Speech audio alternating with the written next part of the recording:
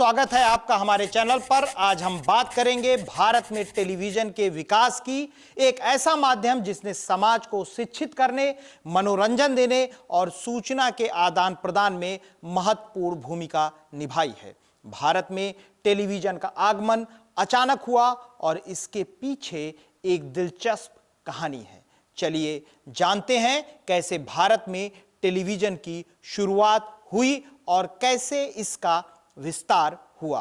भारत में टेलीविजन का आगमन अनचाहे ही हुआ।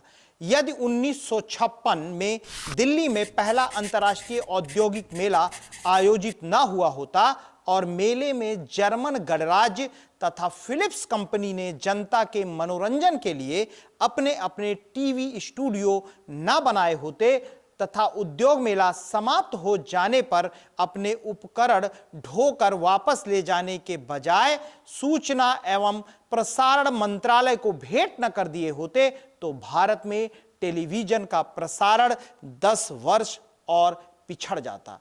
यद्यपि भारत में टीवी प्रसारण आरंभ करने के लिए यूनेस्को ने $20,000 का अनुदान और 100 सामुदायिक टीवी सेट दिए थे तथा जर्मन गणराज्य तकनीकी तथा अन्य सहयोग देने का आश्वासन दे चुका था। इसके साथ ही फोर्ड फाउंडेशन ने 10 वर्ष का आर्थिक सहयोग देने की पेशकश भी की थी और प्रसारण संस्था के नाम पर उस समय हमारे पास सिर्फ आकाशवाणी ही था। परंतु उपहारों के इन प्रस्तावों ने कदाचित मन के बताशे फोड़ने आरंभ कर दिए थे। आकाशवाणी महानिदेशालय के ही अंतर्गत टीवी सेटअप स्थापित कर दिया गया और उसे नाम दिया गया AIR टीवी, आकाशवाणी दूरदर्शन। उसका मोनोग्राम आकाशवाणी का ही था, केवल उसके नीचे लिखा था दूरदर्शन और भारत वाक्य था सत्यम शिवम सुंदरम। अंतोगत्ता 15 सितंबर 1959 का दिन भी आया जब आकाशवाणी दूरदर्शन ने प्रसारण के प्रांगण में कदम रखा। इसे प्रायोगिक प्रसारण कहा गया। यह प्रसारण सप्ताह में 2 दिन 1-1 घंटे का होता था। इस 1 घंटे में 30 मिनट समाज शिक्षा और 30 मिनट मनोरंजन के लिए थे। सामाजिक शिक्षा का विषय रखा गया था। टीवी की उपलब्धता उस समय सरल नहीं थी, अतः टेली क्लबों का गठन हुआ। क्लबों को यूनेस्को से प्राप्त टीवी सेट दिए गए। प्रत्येक क्लब में 20 पंजीकृत सदस्य तो होने ही होते थे। इस प्रकार 66 टेली क्लबों का गठन हुआ। साल भर बाद भारतीय प्रौढ़ शिक्षा संस्थान द्वारा टेली क्लबों की प्रतिक्रियाओं का मूल्यांकन किया गया।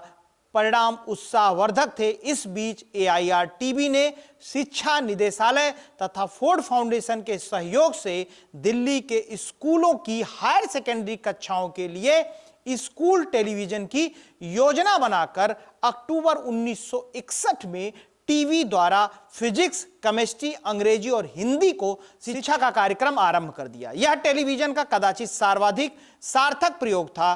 टीवी लोकप्रिय होने लगा था और उसके साथ ही दर्शकों की अपेक्षाएं भी बढ़ने लगी थी। 15 अगस्त 1965 से भारत में नियमित रूप से 1 घंटे का टीवी कार्यक्रम प्रारंभ हुआ। डॉक्टर विक्रम साराभाई के प्रयास से 1967 में अहमदाबाद से SAC space of application centre की स्थापना हुई। साथ ही ग्रामोन्मुखी आवश्यकताओं के अनुरूप खेड़ा गुजरात में साइट उपग्रह शैक्षणिक दूरसंचार के क्षेत्र में आशातीत सफलता प्राप्त की। अब नाटक, नृत्य, संगीत और फीचर फिल्मों का भी समावेश टीवी में हो गया। ग्रामीण के लिए कृषि दर्शन कार्यक्रम आरंभ हुआ जो आज भी प्रसारित होता है और टारगेट ऑडियंस में आज भी उतना ही लोकप्रिय है। अप्रैल 1966 में प्रस्तुत अपनी रिपोर्ट में चंदा समिति ने दूरदर्शन को आकाशवाणी से पृथक करने और दोनों के संचालन हेतु स्वायत्त निगम बनाने की सिफारिश की। अब धीरे धीरे दूरदर्शन केंद्र खोले जाने लगे।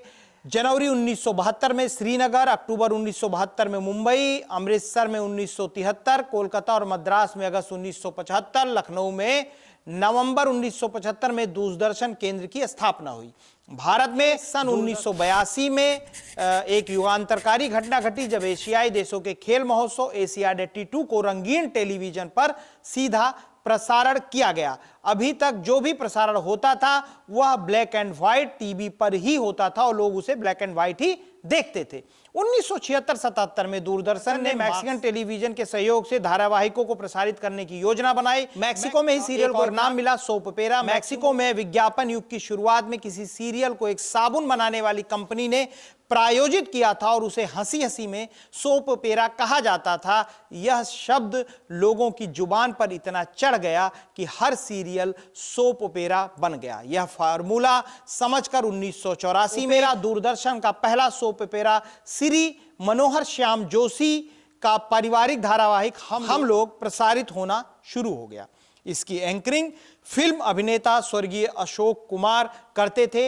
एशियन खेलों के सफल प्रसारण के बाद हम लोग का प्रसारण एक दूसरी उपलब्धि थी। फिर 1987-88 में रामायण और 1988-89 में महाभारत के प्रसारणों ने टीवी की तस्वीर ही बदल दी। इस प्रकार भारत में टीवी के विकास की गाथा आगे बढ़ती रही और भविष्य में यह कौन सा रूप लेगी यह कहना मुश्किल है। वर्तमान समय में भारतीय आकाश में दूरदर्शन तथा अन्य उपग्रह चैनलों का मेला लगा है। लगभग 388 विभिन्न चैनलों के प्रसारण भारतीय दर्शकों को आसानी से उपलब्ध हैं। दूरदर्शन के अपने चैनल्स के अतिरिक्त अनेक देशी और विदेशी चैनल्स भी उपग्रह के माध्यम से भारतीय आकाश का प्रयोग कर रहे हैं। यह सिलसिला कहां रुकेगा कोई नहीं जानता। तो यह थी कहानी भारत में टेलीविजन के आगमन और विकास की। आज टेलीविजन सूचना, शिक्षा और मनोरंजन का एक महत्वपूर्ण साधन बन चुका है। उम्मीद है कि आने वाले समय में यह माध्यम और अधिक प्रगति करेगा। धन्यवाद। अगर आपको यह वीडियो पसंद आया हो तो लाइक और सब्सक्राइब करना ना भूलें। This video channel, Masscom Masterclass, is a part of the Alvin Foundation initiative. All income generated from this YouTube channel is dedicated to supporting the education of underprivileged children. By liking, sharing, and supporting this content, you have the power to change the lives of many children. Your contribution can make a significant difference. Thank you for your support.